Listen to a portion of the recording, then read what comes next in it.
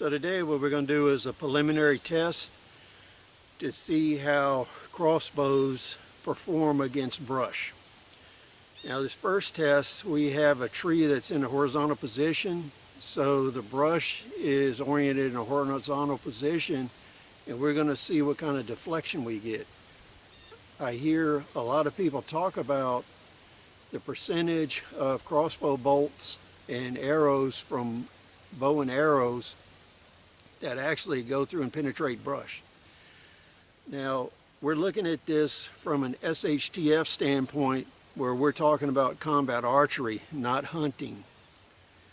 It is inhumane and too risky to fire arrows through brush to try to hit game animals. If you're going to hunt in the woods, you have to find a path where you can shoot through where there's no brush. Now in a combat archery standpoint, we can have a situation where we're using archery as a point target weapon or using it as an area fire weapon. And what we're looking at here is when we're using it as a point target weapon against specific targets. Because if you have a brush situation and you have a whole bunch of people in there that are firing at you, if you engage them in area fire methods, you might get some random hits. But we're not looking at that situation. We're looking at actual penetration through horizontal brush against a point target. Now, this is an old Taiwanese crossbow. It is very old. It has one advantage. The way the sight is laid out, the rear sight is closer to my eye. And since I wear bifocals, it's easier for me to focus on this.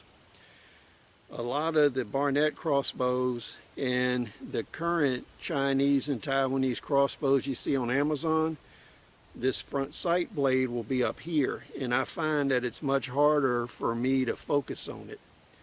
Now this is a first generation copy of a Barnett crossbow, and as such it retains these two bolts.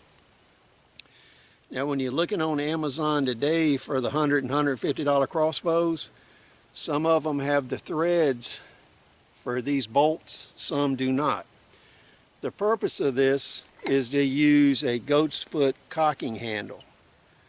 Now what you're going to find is these are extremely rare. Most people have never seen one like this. This is actually a copy of a Barnett one, and it's the only one I've ever seen. At one point I thought about manufacturing these because there's so many of these crossbows available.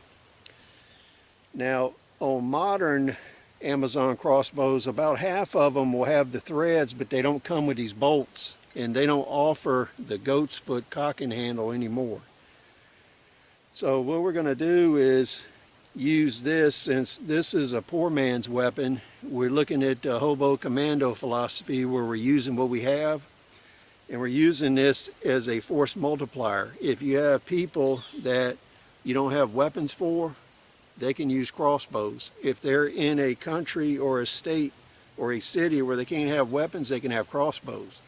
The advantage of this crossbow is it can be cocked and on safe when you're doing guard duty. So this is a supplemental weapon. Now I'll do a close-up showing you how the goat's foot cocking lever fits onto the crossbow. Now this crossbow is a 150-pound draw weight. I find if I cock it by hand without the goat's foot lever, I can shoot this about 5 or 6 times before I get too tired. So in a survival situation where you need continuity of fire, you really need a cocking lever like this. And what happens is these two bolts here, you orient it like this with the teeth down here. This fits on your bolts. This goes on to your string, and then you put it back like this, and it locks, and there you go. So the important thing here is this cocking lever reduces the draw weight by more than half. So you got a lot of mechanical advantage. And if you're in a position, you're doing overwatch, you're behind a fence and you're watching an area, you can fire 3 or 4 rounds a minute with this lever, whereas you can't do that using normal hand cocking procedures.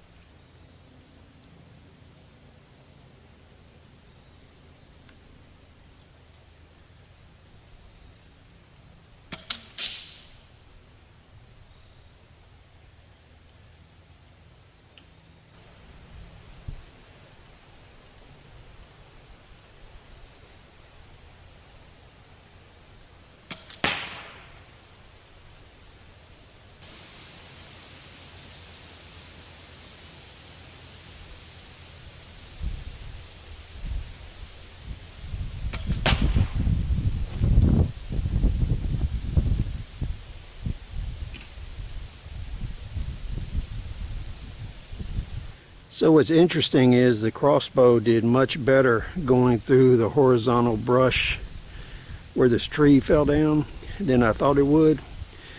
If we look in here, I think I hit it all but 2 times.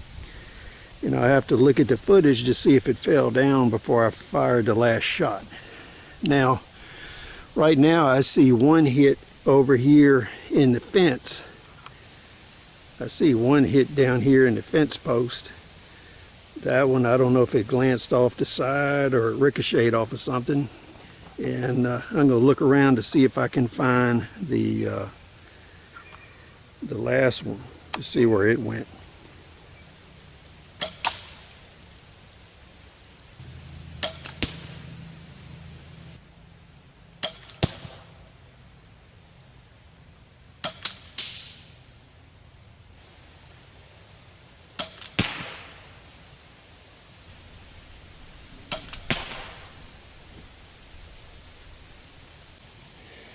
The results were kind of surprising to me. I've always heard and seen a lot of ricochet and deflection of both arrows and bolts when fired through brush. And it's kind of like hit and miss, where if the arrow finds a hole through the brush, it'll go through. But it's interesting, I got 4 decent hits on the bag. As I've told you in other videos, in combat archery, a lot of times the arrows are not reusable. This one is the one that hit the fence post, and you can see this is a carbon fiber, split it right down the shaft. So the only thing you could salvage off of this is the point, the knock, and the veins on it, if you want to reuse them. When I was looking at the tree, I found one of the 2 arrows that was missing. This one hit a branch. It's a carbon fiber arrow. You can see how it's split right over the branch. Like I said, these bolts are not reusable in a combat archery situation. Anytime you hit something hard, you're going to lose the arrow. Now on this one, we can salvage the knock, the veins, and if we can find the point, we can reuse that field point. Now, the 7th arrow I never found. So we shot 7 arrows, 4 of them hit the target. So that's a much better penetration rate than what I thought it was going to be. And this was a preliminary test to kind of see how things went. And in the future, I think we'll do some more on this tree with carbon and aluminum arrows and different lengths of bolts. And then we'll do some vertical brush. I have a big stand of vertical brush I was going to bush hog, and I think what we'll do is do a few shots through that to see what happens. But please share your thoughts. We'll see you on the next video.